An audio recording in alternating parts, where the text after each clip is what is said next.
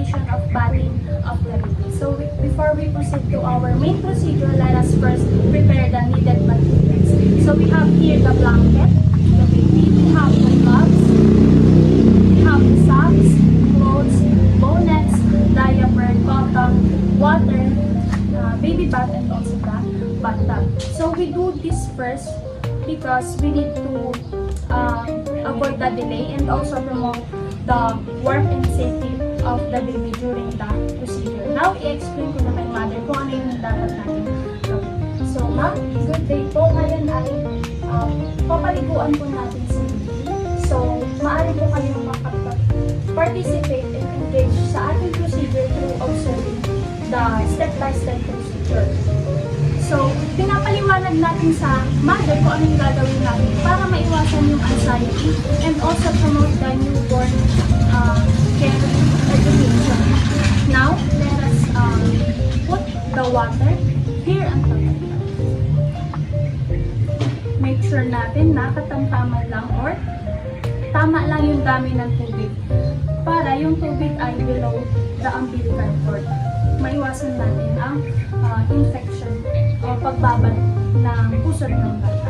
Now, i-check ko yung temperature ng tubig through using my elbow and my dorsal part of my baby. Dahil ito yung most sensitive part ng body natin.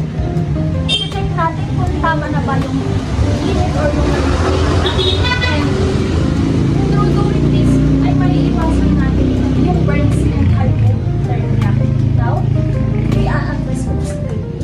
Dahan-dahan lang para hindi siya mabigla.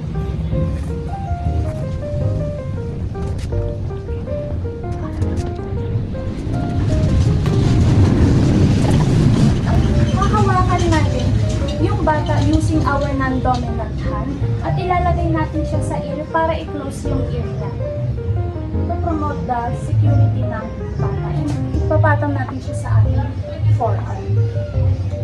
I-close natin yung ear para maiwasan yung cross-contamination and also ear infection. Ang gagawin ko na ngayon is kukuha ko ng cotton balls.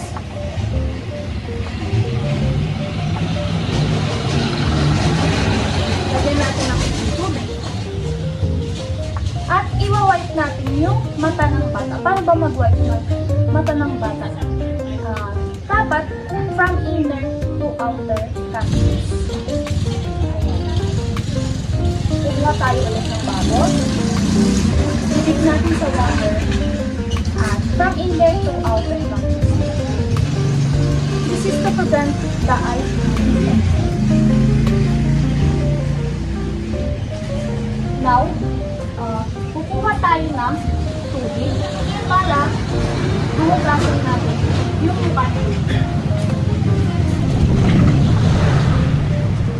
Pwede kayong gumamit ng blanket or towel para hugasan natin.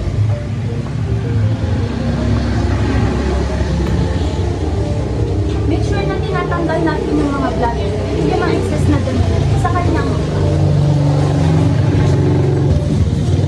And now, lagyan natin ng tubig ang kanyang kuko.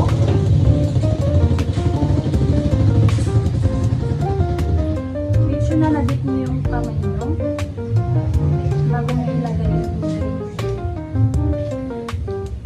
Para hindi mabigla yung bata. Isa lang na. And lalagyan natin siya ng shampoo.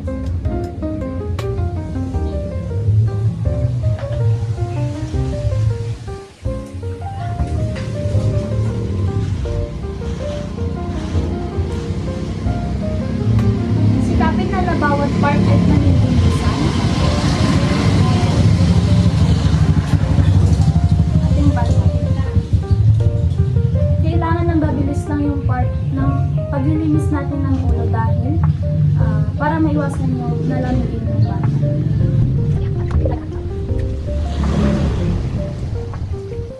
Now, assuming na ibibit na natin yung bata, iiwasan natin na mababad ang kanyang umbilical cord. So, nakasupport pa rin yung non-dominant hand natin. And yung dominant hand natin ang magpupuskos sa iba't ibang part sa leeg,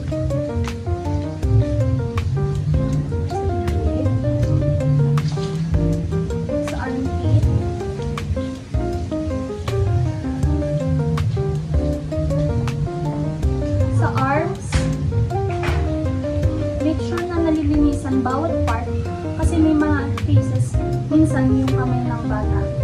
sinisiksikan na.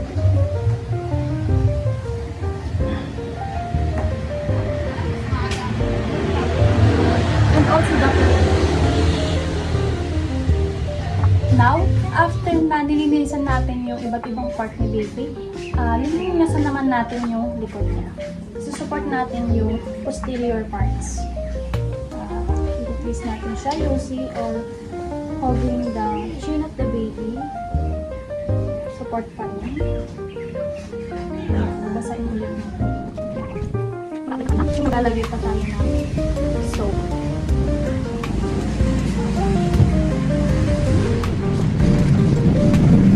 Sure din na nalilinisan niyo yung skin folds ng bata.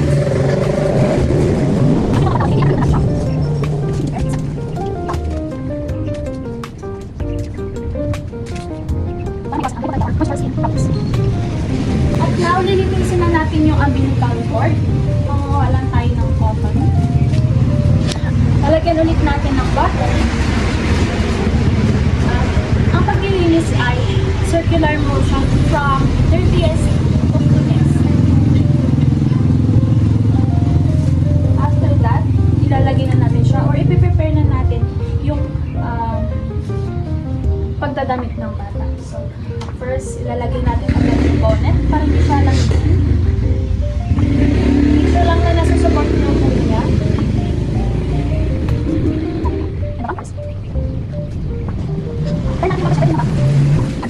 Make sure na tinutupi nyo para nasa ilalim pa rin ng umbilical cord.